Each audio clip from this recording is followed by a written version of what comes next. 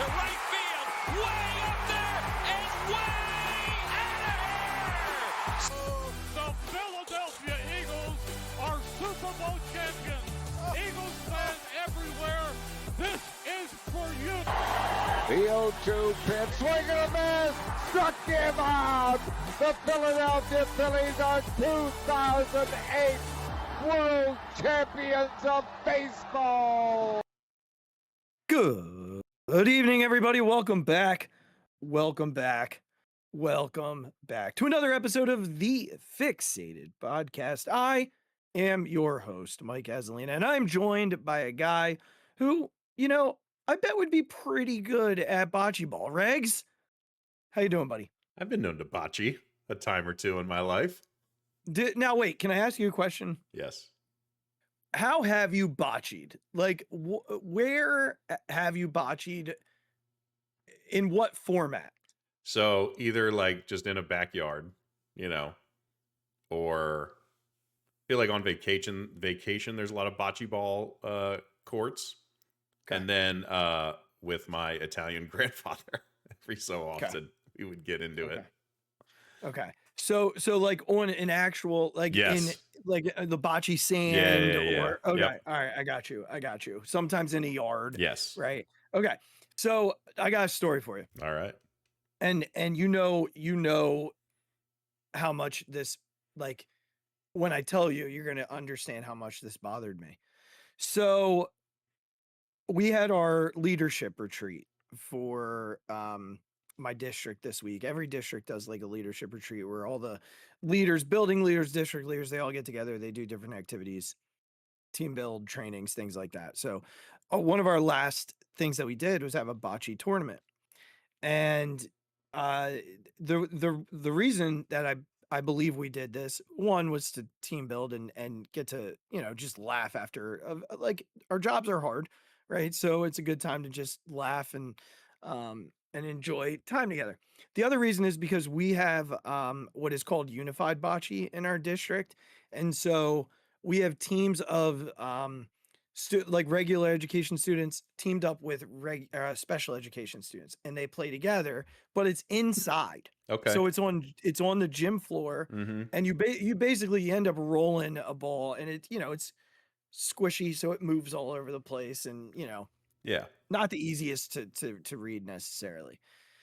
And so I was on a team with 3 of my colleagues at the building, and then 2 assistant superintendents, our chief financial officer, and our superintendent. And so I started off hot, Regz. I was crushing it the first 2 games, clutch shots, the whole thing. And then I fell off a cliff. I fell off an absolute cliff, and my ancestors would be very, very upset with me for how poorly I represented our Italian heritage in this event.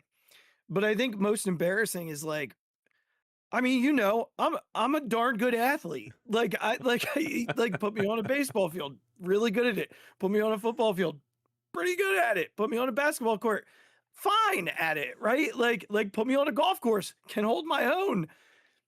But I could not, I was losing to people that like you would never believe they've not done anything athletic in their lives. And so this was really frustrating for me, and letting down your colleagues and your superintendent is a very frustrating experience. So I am still struggling. This was 2 days ago. 2 days ago. And I guess 2 days ago.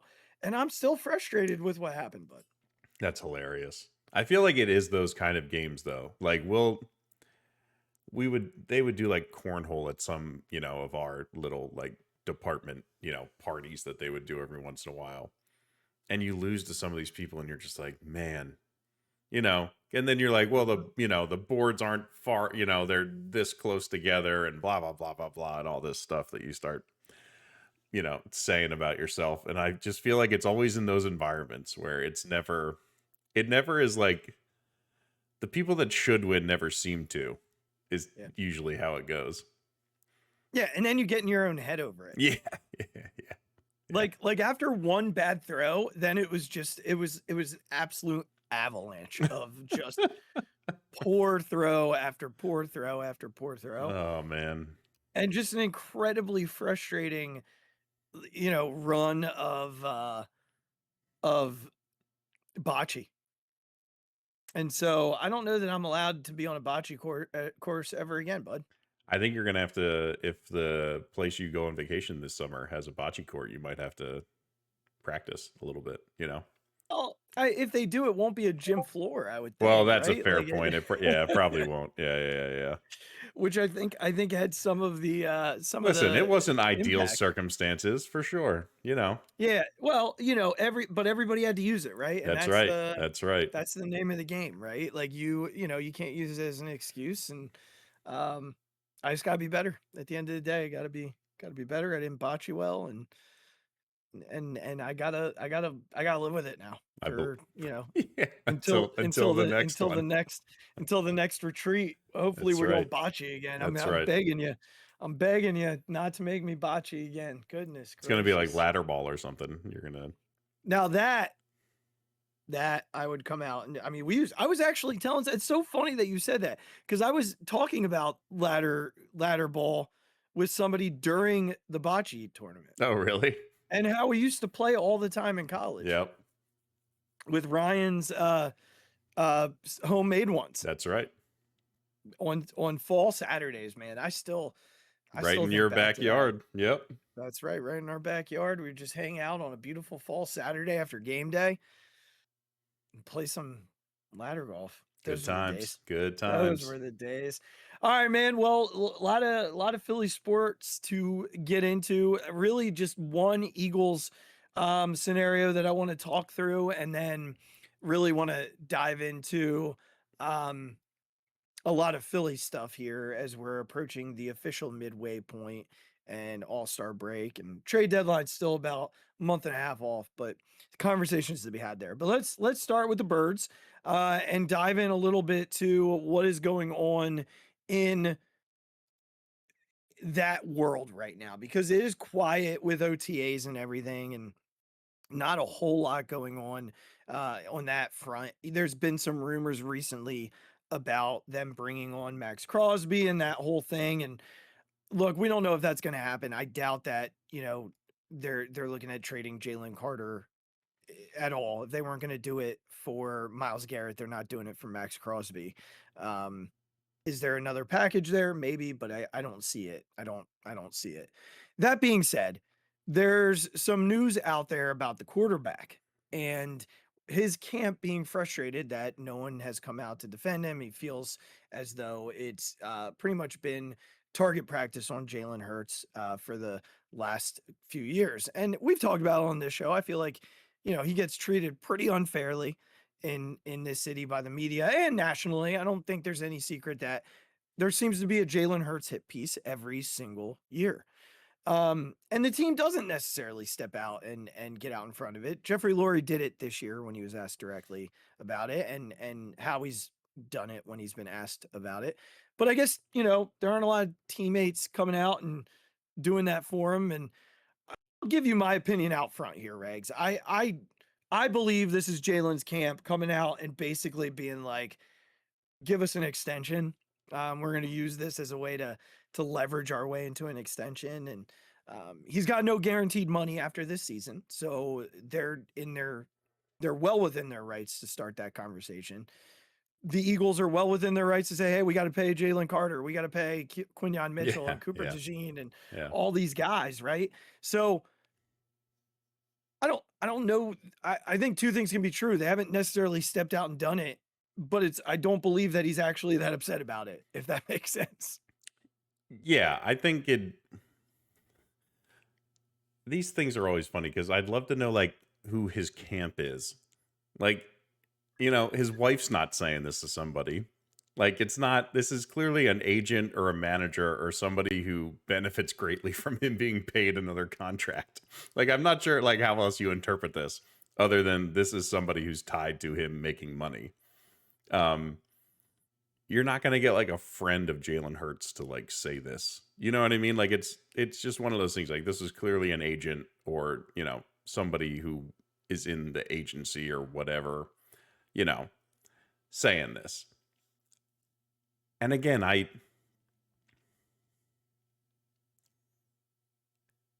don't I don't know. It's not that I don't know what to make of it, because I don't think it's that big of a deal. So I don't want to overblow it, I don't want to seem like I'm overblowing it, because I don't think it's much of anything. I do think it's funny that you'd probably be hard pressed to find two guys who were more supportive of Jalen Hurts than Howie and Jeffrey Lurie, like the two most important people in the franchise, who make all the key decisions about that kind of stuff. You probably haven't heard two people more supportive publicly, of Jalen Hurts than those two guys.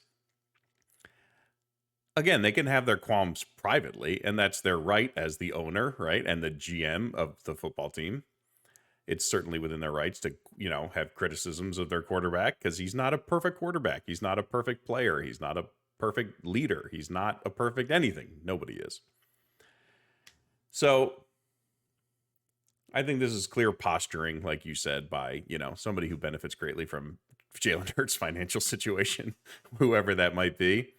And it just is what it is. Like, I can't imagine that Jalen wants this stuff out there. You know what I mean? Like, he doesn't seem like a guy who wants that kind of distraction stuff out there. At a certain point, there's nothing he can do about it, right? If somebody says something, they say something.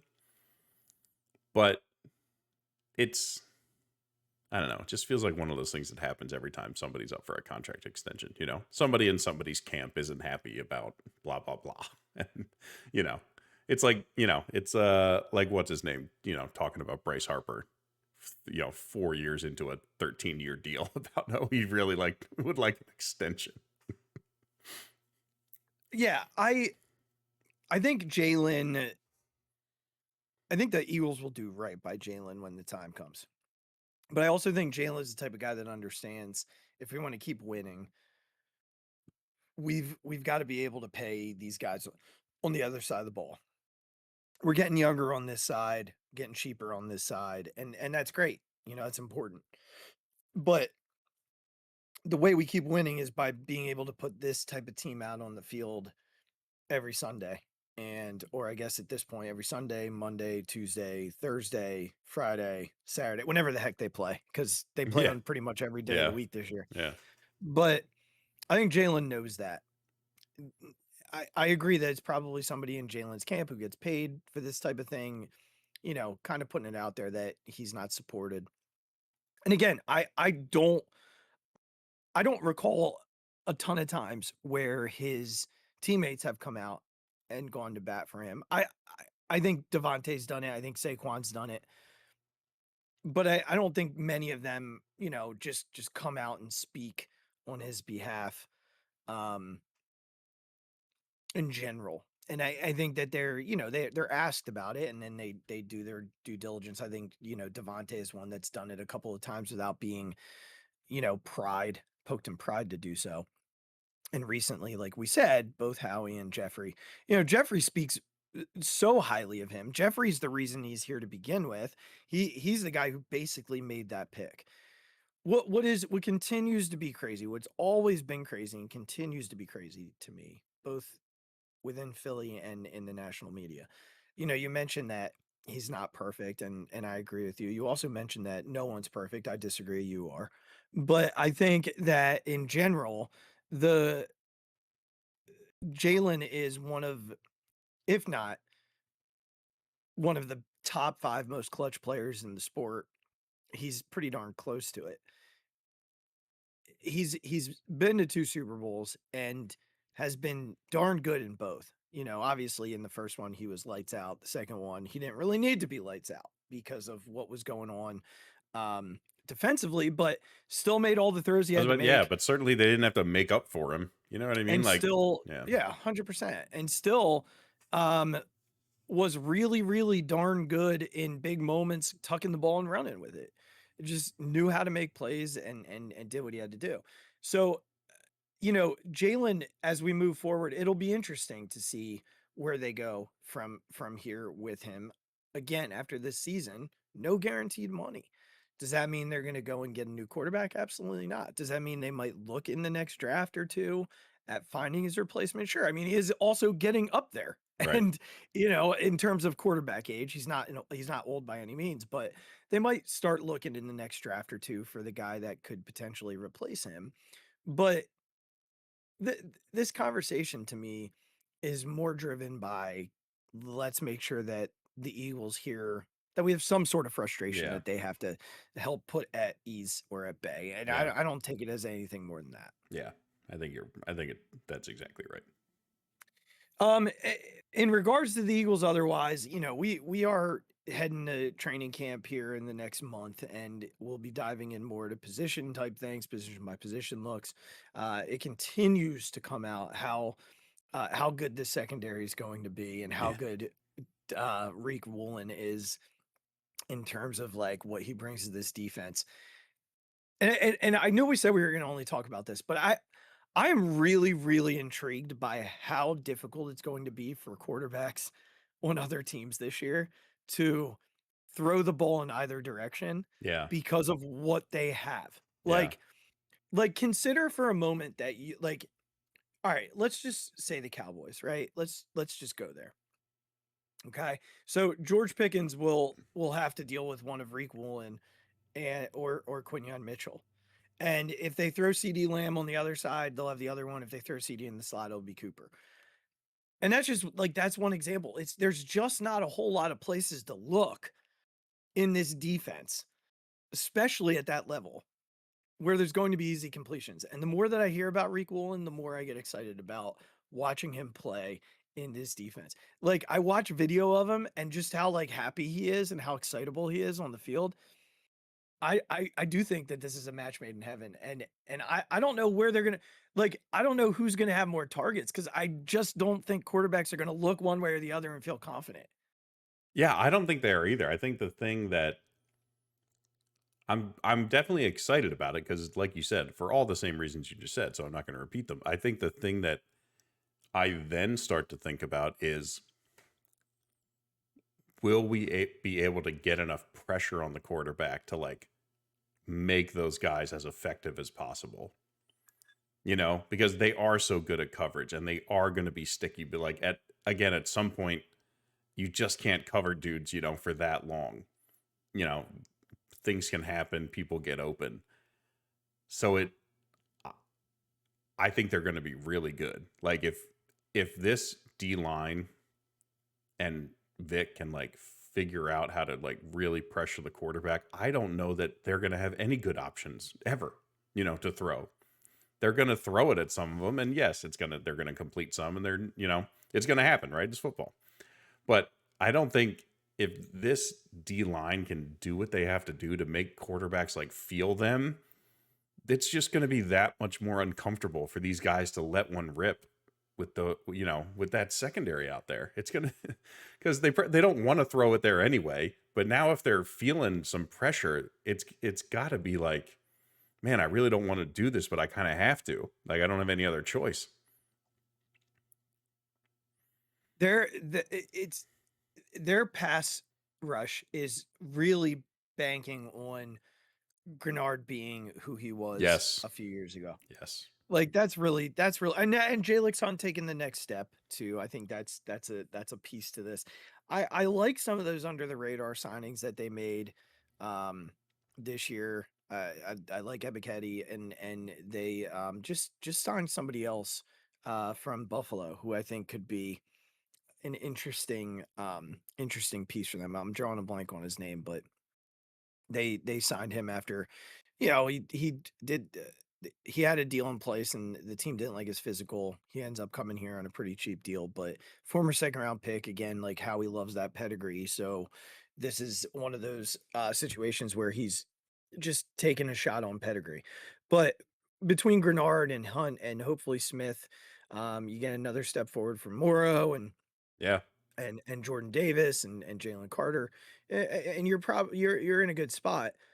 And sometimes, you said it going one way, that pass rush will dictate their coverage. Sometimes coverage dictates pass rush. For sure. And so especially in a Vic scheme, there's opportunity for quarterbacks to be holding onto the ball a little bit longer, just because of what the secondary Mm-hmm. does to confuse you.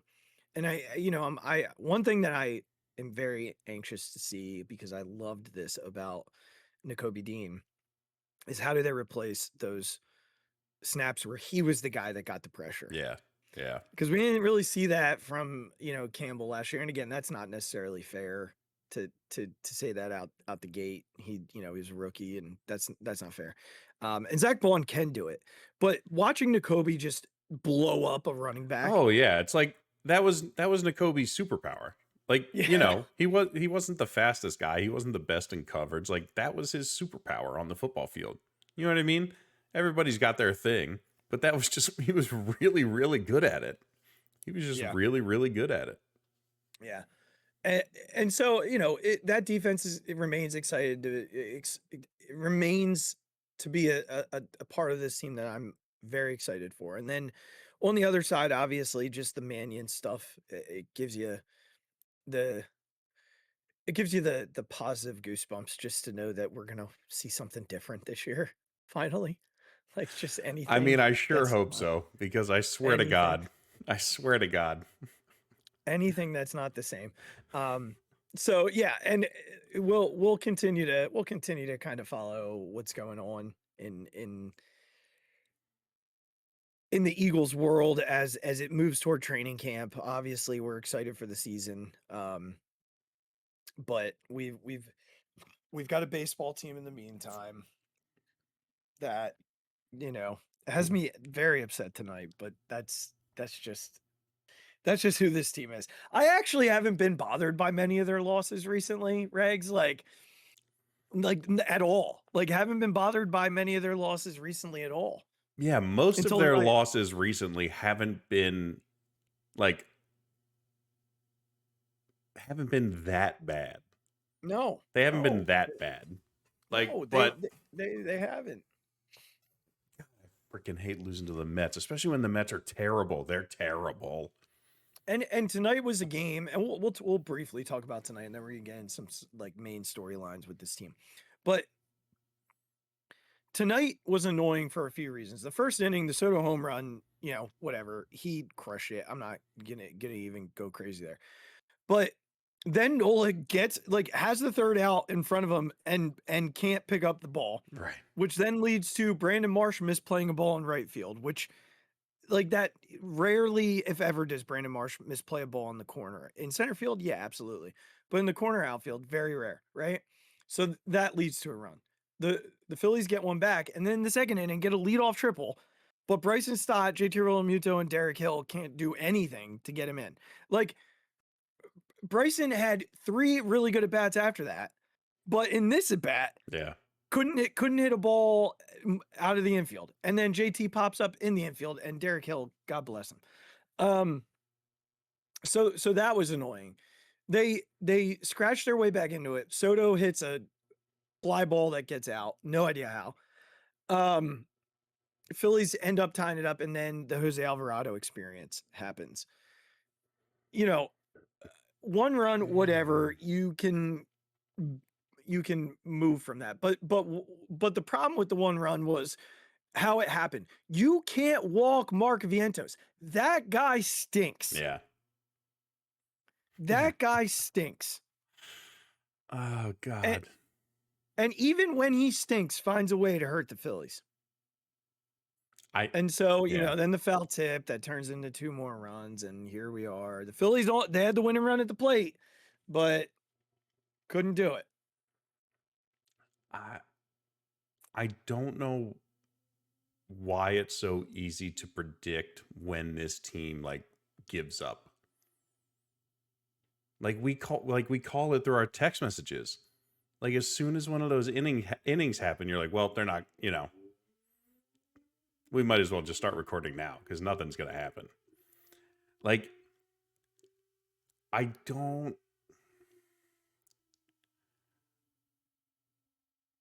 don't know. It baffles me. And it seems to be, I don't know if it's the attitude of this. Like, I don't believe that it's the attitude of this team, but like it just something weird permeates this team where like sometimes they just like that Sunday in Milwaukee, they didn't give a crap about that Christopher Sanchez game. Even Sanchez said it. He's like, the energy was weird. And it's like, why? Why is our baseball team that's like barely over 500 going out there and being like, well, whatever about this one? You know what I mean? Like there's just sometimes there's these weird things that go on and I don't know what it stems from.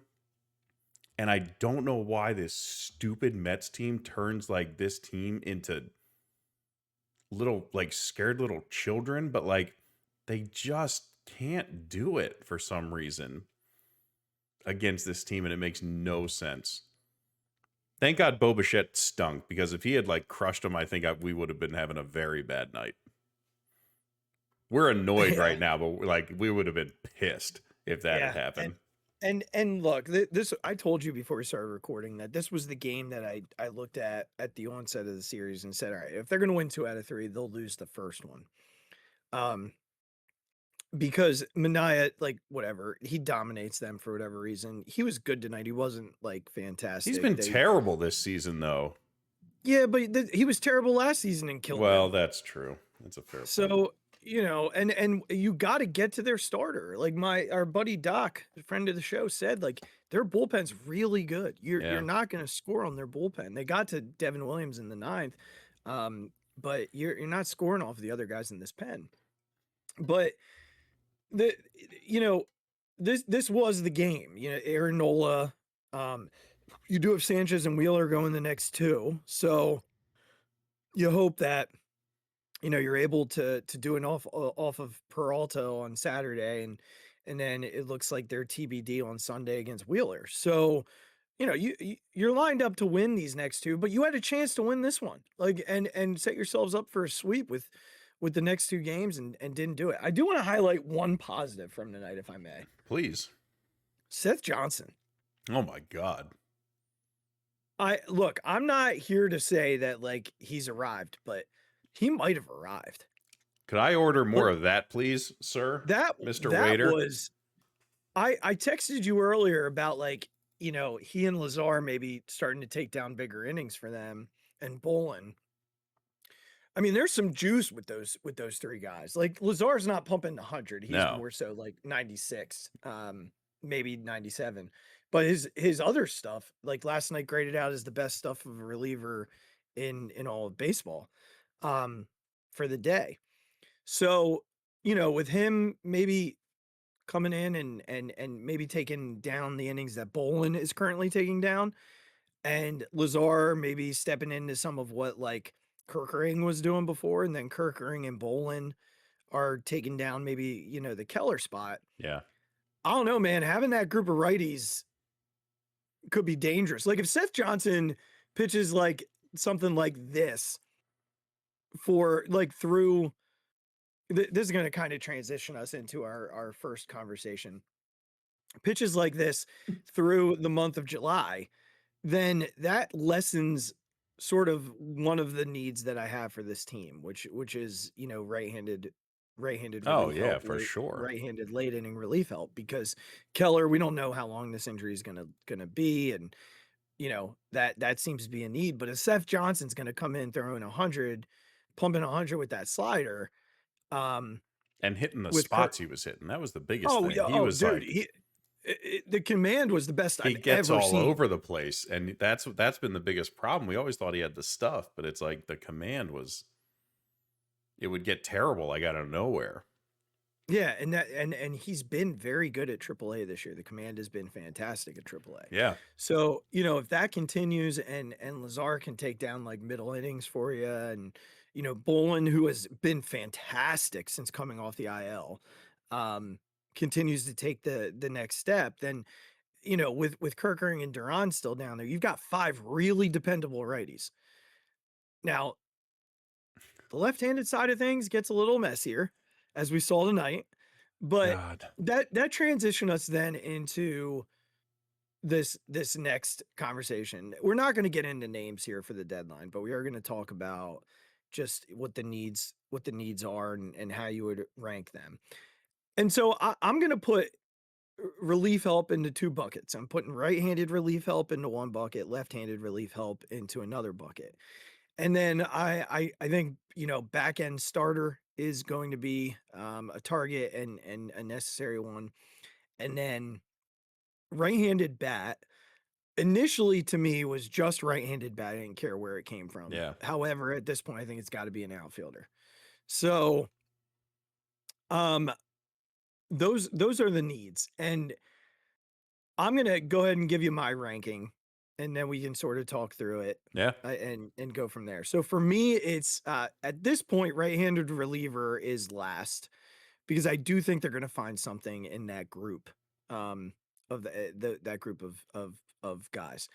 Left-handed reliever is third for me, because Kyle Backus is at AAA right now. He's in rehab, doing his rehab outings. I guess he's been okay in his last two, so he'll get a shot to come up and try and take some of that. When he gets here, I would attempt a feign injury on Alvarado and let Mesa try and be like the late inning left-handed guy, and let Backus take down some of Mesa's innings.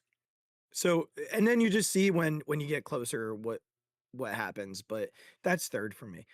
Second is the fifth starter. I still think, they're going to have to find something. I don't even care if it's a guy with a 5 ERA, because even that's better than what they're getting from what they got from Painter. Yeah. And top one for me remains to be a right-handed outfield bat. And I don't mean Derek Hill. Like, I'm fine with Derek Hill for the time being. Like, he's whatever. I don't love it, but it's necessary evil at this point. But with Bohm's gonna do what Bohm does, which for right now is he's gonna get red hot. He's gonna make this organization believe that he's this guy, and then October he's gonna hit 180 if they even get to October. Yeah. Trey Turner, God only knows Jesus. what he's gonna be, and at this point, JT is a defensive one-trick pony who will occasionally come up with offense for a game, then have a game where he strikes out 4 times. So right-handed bat wise, this team is an absolute disaster. And I don't even know that I'd be okay with just one. I actually think it's probably an everyday guy and a platoon guy that they can use with Crawford. Yeah. And not necessarily a guy that they use with Crawford from he's got to play center field, but a guy that, Marsh can step into center field and this guy, plays left when that happens. Yeah. But I don't know that I'm sitting here not saying they need to add 3 guys at the deadline. I think, and let me say this before I turn it to you, because I know the question crossing a lot of people's minds right now is, well, the farm system isn't good enough. Buddy, hold on a second. Like, I get where we don't have a lot of top tier, ready to go talent, but there are definitely players that teams would be willing to take for certain, like, we're not trading for Tarek Skubal. Yeah. Get off that train now. Like, that's not happening. And honestly, with where the Tigers are, they might not even be trading Tarek Skubal. Yeah. So everybody press pause on like, oh my gosh, they can't trade for this guy. Well, no one's saying they're gonna. What we're saying is that they have enough bullets to get like 2 or 3 deals done for the needs that they have. Yeah. Like, consider for a second 2022. They went and they acquired 3 guys. They got David Robertson, they got Thor, and they got Brandon Marsh. And really the best players they traded in that deal at the time were Mickey Moniak and Logan O'Hoppe. Ben Brown is a Cub now, and you hear about him, but you don't hear about him. Yeah. Logan O'Hoppe stinks. And Mickey Moniak is going to be an all-star in Colorado, which, it has its own narrative. Yeah. So I think and at that point, Mickey Moniak was nothing. Let's remind everybody of that. Right. So like, when you're looking at it from that perspective, if you were to acquire those 3 kind of players in this deadline, I think we would all be fine with that. the reliever, the back end rotation guy, and the outfielder. Like, we'd be fine. It's the same deadline. It's Yeah, 2022 all over again. I think the key thing about that is that's sort of the level of players we're talking about. Yeah. Like, we're not talking about, like, Suzuki is not happening. Like, it's just not, like, you know what I mean? It's not. Wait, why not though? I don't know. Don't you think Outside that, of like, the the Cubs outside are of the still Cubs, fine and, like, they're okay, not that's willing yeah. to get rid of him for the pieces that we have necessarily? Well, so I think those are two different things. Like the Cubs are fine, which would be the reason they wouldn't trade him. Like, if they're out of it, why would they keep a 31-year-old who's in the last year of his deal? Yeah. I mean, I get the argument, like, they're not out of it for sure, but like, he's definitely gettable from a prospect stance because he's got 3 months on his contract at that point. Sure. And, like, yeah, I don't see him as ungettable. I see Joe Adell as a more difficult get because he's got a year and a half left of control. So, but anyway, to your point, sorry. No. It's a good point. I just think that that's what we're talking about. That's the level of, players that we're talking about. I think something that Jack brought up on High Hopes, which I thought was really interesting, is that, like, yes, I know they're looking for a back end starter, but he's like, you kind of also need somebody who can start game 4 for you. Like, because you don't want it to be Aaron Nola and it's not going to be Andew Painter, So you kind of, like, yes, we're talking about a back end starter, a fifth starter, but you're like, he made and I was like, oh my God, I never thought about that. Like, crap, you would want to maybe try and find somebody that you'd feel confident starting that game at least. Maybe they're not going 7 innings, but they're not Aaron Nola having to do it. So that was just an interesting point that he brought up. I would just, and maybe I can pose a question back to you. Like, are you looking for, would you rather, again, being very general, because we don't need to name names this early. But do you, like, are you looking for just an on base guy, or a guy that can add some pop to this lineup? Because I think it makes a difference in what we're talking about. I think that's sort of like when I say that I believe like 2 guys would be necessary here. Yeah. I think there's got to be a guy that can add some thump. If you can find that, I don't even know if you can. Yeah, right. And the other thing that like, say the White Sox fall out of it, could Randall Grichuk be available? Yeah.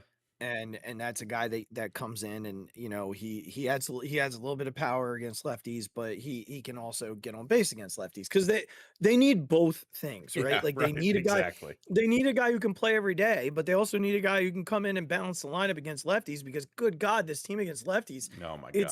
It's like, it's so hard to watch. I think you and I could do just as well. And in a situation where, you get to a postseason and say the Brewers trade for Skubal, right? Now you got to deal with 2 lefties in their rotation. That's even if you get to a game 3, because Mizorowski's going to throw one. Yeah, right. Mizorowski, So, like, Skubal, and 1-2. Like, and look, the Phillies could absolutely win one of those games because their own 1-2 is darn good as well, right? So, like, there's, but you would get to a 3rd game and have to face that Harrison kid. Yeah. So it's, you have to find a way to balance out this lineup, and Trey Turner and Alec Boehm just don't give enough hope or enough confidence to push you away from needing 1, maybe 2 right-handed bats. Yeah. So I think for me, I would prefer the thump, because we don't have any right-handed thump, I and know. Garcia was starting to give us that. So I don't know who's going to be out there, Regz, in that regard. Again, it sounds like a guy like Buxton is refusing to trade. So we'll just have to keep an eye on how it goes, because at this point, I think there's only one team that's like really, really out of it, and that's the Rockies. Yeah. That's it. The Everybody Buxton else thing fascinates me. Why does he want to stay there so badly? I don't know, man. I don't know. I guess the guy just doesn't want to win. I just don't I don't get it. I don't get it. I hope that maybe his mind changes, but every year it's the same thing with him. I think he's just comfortable. He's comfortable. He doesn't want to go somewhere where it's a bigger market, and so be it. I don't know if I want a guy who doesn't want to be in a bigger market and doesn't want to try and win and would prefer to just kind of let his talent rot um in a place where he's never going to win anything. It's crazy. It's weird. Would you rank anything differently than what I said? Right-handed bat was 1, back-end starting pitcher 2, left-handed reliever 3, right-handed reliever 4. No, I think right now that's the right order. And I think because we just talked about the hitters, we got to talk about why we need a back-end starter. We can't sort of, we've left it 40 minutes and we haven't talked about the 6'7" elephant in the room. It is really sad. Yeah. We watch a guy like Mizorowski pitch on Friday night, and he's so freaking talented. I know. Will he last? I don't know. His arm's going to explode at some point, right? Or else he's just a unicorn. And this is what it is. I mean, some of what he's doing reminds me a lot of oh man, I can't believe I'm forgetting his name. He's like from the freaking Giants. Randy Johnson. No, from the Lincecum? Giants. Yeah. Like his body. I just don't see how his body's gonna be able to hold up throwing 105 miles an hour for nine innings. That's.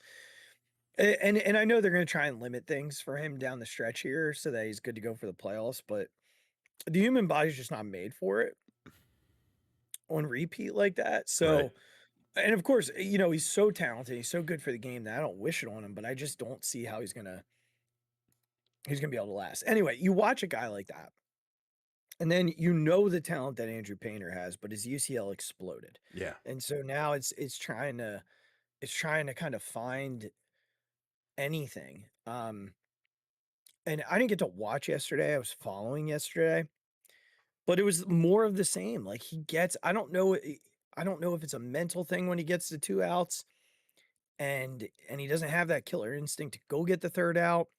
Obviously the fastball's an issue. So there's that. Dave said today that it's more a mechanical thing than anything. And if that's the case, what really concerns me is that a guy that I trust more than anything, more than anybody in this organization, is Caleb Cotham. Yeah. And Caleb Cotham hasn't been able to figure it out. Right. And I don't know, maybe that's not fair to say. Maybe he's figured it out, but Painter can't figure it out at the big league level. He can't make the adjustments while pitching at the big league level. And if that's the case, or he just doesn't know how to make the adjustments, period, right now. Which isn't great, but I think like you said, and not to cut, I'm sorry to cut you off, but no, you're good. Caleb has figured out so much with all these different guys who have come in here. It's really hard to think that they haven't figured something out, right? But either Andrew can't do it or hasn't figured out how to do it, or his arm just can't do it anymore, right? That's the scariest part, is that his arm just can't do it anymore. But I don't think it's the arm. Because he's still throwing hard. Yeah. I do believe it's mechanical. I do believe he's not getting the extension, and therefore the ball, guys can hit 99. Right. What they can't hit is 99 that feels like 103. Right, because you're 8 feet in front of the mound, right? It looks like it's coming from the 50 feet that my 11-year-old son plays at. And that's what makes Miz so special. And Wheeler. Yeah, and Sanchez. Yeah. Their extension is elite. Miz, I read the other day, I think I sent it to you, that he had 2 or 3 different pitches on Friday night that were perceived to be 107. Right. Yeah. Because of his extension. Yeah. And Like, he's the same height as Andrew. They're both 6'7". Yeah. yeah. And I mean, a guy like Yamamoto, who's not as tall as Andrew, Yeah. gets more extension than Andrew does. I saw that when they were playing them. That's wild. And That's that and to you're me just doesn't like that. make That's so sense. wrong. Yeah, it doesn't make sense. Like, why can't he get more extension? What is his holdback? Like, the more extension, actually, that takes off of your arm. Right. And so the problem now becomes, will we see Andew Painter? I don't think we will. I think he's going to stick in AAA here for the remainder of the season. I think that's probably the best alternative. The other issue is that, someone made this point to me earlier, because I was complaining about not getting depth in the rotation. I think it was Doc, I think it was Brian. And he said, I believe they did try and get another arm, but everybody in baseball, every free agent knew that the Phillies had their 5 set. Like, they knew that it was going to be Sanchez, Wheeler when he was healthy, Luzardo, Nola, and Painter. So no one wanted to take a deal that was a maybe. No one wanted to take a deal for depth. And then Walker was so bad that they released him, and there went that depth, and they're left with what they've got in AAA, which is Bryce Wilson, who pitched well in relief tonight, and then Alan Rangel, and now they got old friend Kobe Allard is back. And so Cody, I texted everybody last night with him, and now he's back, just like we wished. Yeah. So You called that early. I did. As soon as I saw it, bring him home. And so, they're in a bad spot, and I think the point is, we don't know whether what happened, because it takes 2 to tango, and there were probably starters like Walker Buehler who they wanted to bring back, who said, I can go get a guaranteed opportunity elsewhere. I think Bueller literally said that. Like, I think he that was out there in an article somewhere. Yeah. So, as much as we want to hate on Dave, like, sometimes you're not in complete control of the perceptions around you. And it was a blessing for the Phillies that they knew who their 5 were going into the season. The problem was, I don't think they should have guaranteed Andew Painter anything. Yeah. After what happened in AAA last year, I think he should have had to compete, but it was pretty much out there that he was getting that job. And so, one thing that I want to say, and I tweeted this earlier, and then, you give me your thoughts on all this. It really disappoints me that we have a fan base that seems to just prey on these moments like I told you so's. And like, should have traded him in 2023. Yeah. Shut up, guy. Shut up, Ed from Fishtown. Like, you didn't want to trade him in 2023, and you're only saying it now because you want to feel like you were right. Right. You want to feel like you were ahead of something. And also, Ed, you don't get to come back now and say, if he figures it out, that you knew he was going to figure it out. Which you will. I said yesterday after the game, and I stand by this. It is the right thing to do to send him down. It's not fair to him to keep running him out there. He is struggling. Mm-hmm. He's struggling physically. You can tell he's a competitor and that he cares, so he's struggling mentally. It's also not fair to his teammates. Like, that they every 5th day, they know they're going to have a deficit. Like, they're starting the game 3-0, 4-0. Yesterday they get right back into it. What does he do? He comes out and gives up 4 more. I know. And so, like, as much as we want to say, oh, they tuck their tails between, like, that is so freaking frustrating. Yeah. As a baseball player, as someone who has lived it, that when you know a guy is going to go out there and struggle, to keep your head in it. I don't care if you're a pro or not, you're human. And it's very difficult to push through that feeling. The Phillies, going into this week, every single starter had a set. The Phillies were 7-2 since Mattingly took over, except for Andew Painter. They were 1-7. Yeah. Like, if I blame Dave for anything in this scenario, it's that they didn't do this earlier. And that's where I'm at. I don't think this is the story of his career. I don't think this is the end of his career. I still think he's got a chance to be a special pitcher, but they needed to cut this cord now for multiple reasons. Yeah.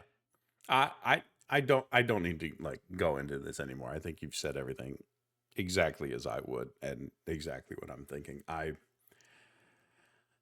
I just hope that it is that one little thing. I hope he goes down there and with the attention that this franchise is going to put into fixing him, you know what I mean? Like I literally pulled up a Gelb article that he put out tonight about like what the plan is. So I'm planning on reading that when we're done, but everyone knows how important he is and how good he can be. And I feel like the organization is putting the correct resources into figuring out what they can do to help him and to get him right. And hopefully something clicks, right? That's the hope that everyone is, or that every Phillies fan should have, right? It's going to be this one thing, right?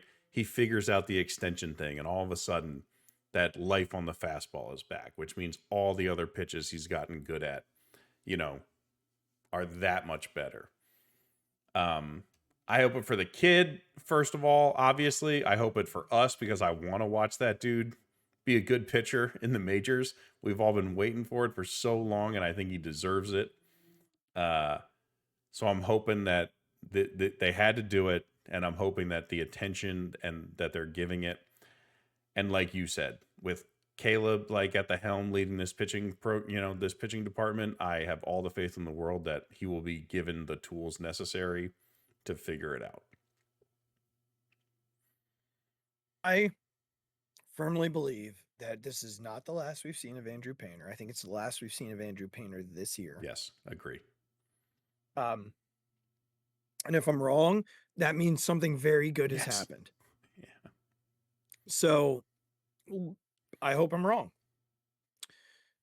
You know, this team is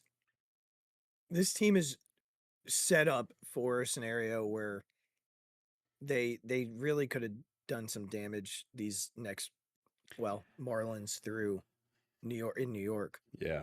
4 series where they really could have started making a run. Now they won 2 or 3 from Miami. Fine. They can still win 2 or 3 this weekend against the Mets. Fine. And then they have a Washington team who's nipping at their heels in the wild card, and the Mets again in City, which is a hellhole for them. Yeah.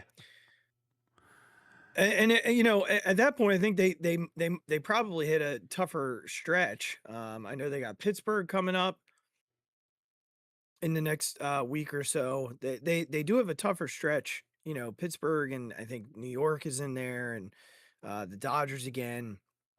And that's all before the deadline, man. So it's going to be a last thing, tough since I know month. we're at the end here. I've heard this around, on a few podcasts I've been listening to. Do you put any stock in the argument that says they've almost played as bad as possible and they are 6 games over 500, right? That this team, even almost at its worst, is a 6 games over 500 team. Do you put any solace in that, in the fact that like we said, there's been 3 guys with like an OPS over, what'd you say, 600 or something on the entire team, and the rest of the guys are like below 400? Like, so literally they've almost played as bad as possible.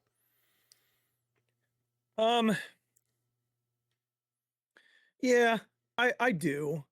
I take solace in that from like the everything's going to be okay lens. But I guess my counter to that is, what if this is just who they are? Oh, look, I completely agree. I just know that like I listened to 3 podcasts in a row, and every single time they brought up, well, look, if you're trying to look at it positively, this is what's happened. But I'm with you. I have no idea. This could just be exactly who they are, and they're just a 6 win over 500 team.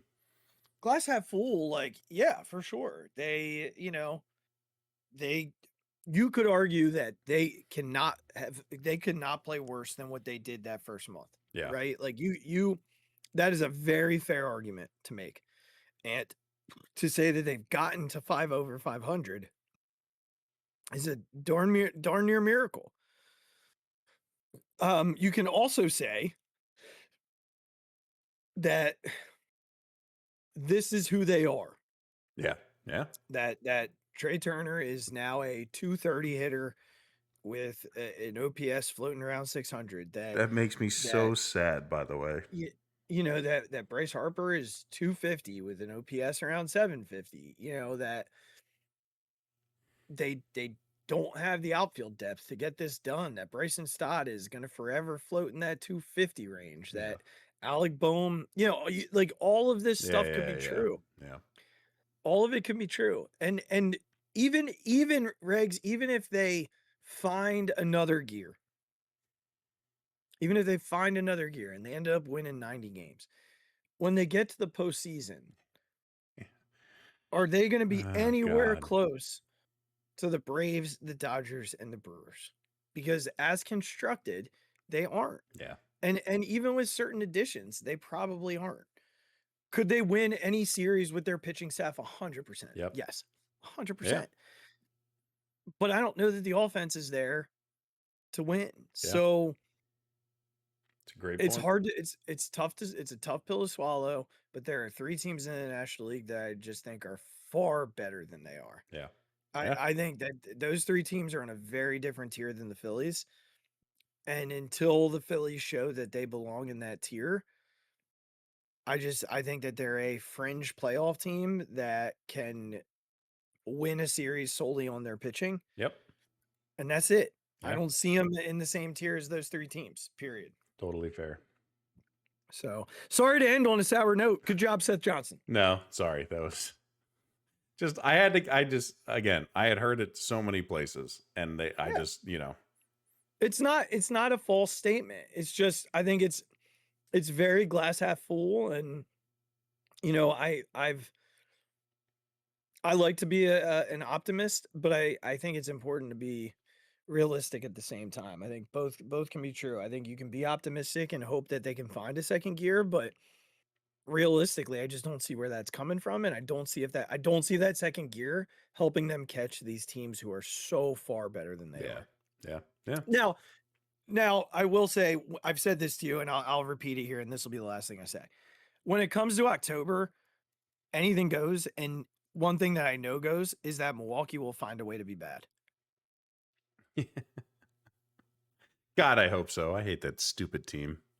Yeah. I just, they never find a way in October. Yeah. That being said, they'll win the World Series of course they will. All right, everybody. Thank you so much for listening. We appreciate you taking the time to be here. We will be back next week. All right, I think. When do you go on vacation? We've not talked about that. The week before 4th of July. So do we. We'll be on vacation at the same time. 2 weeks from now, not next week, the week after. Yeah, we go on the 28th.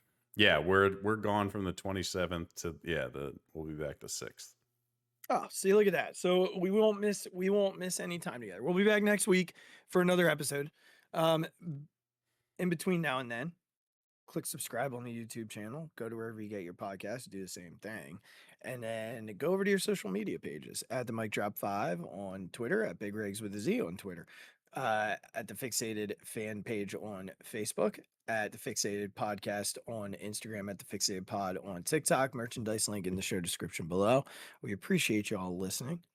We love each and every one of you. Make sure you do something kind for someone else. Do something for yourself. We will see you next week. We appreciate you, Seth Johnson. Thank you, everybody. Beat the frickin' Mets, please.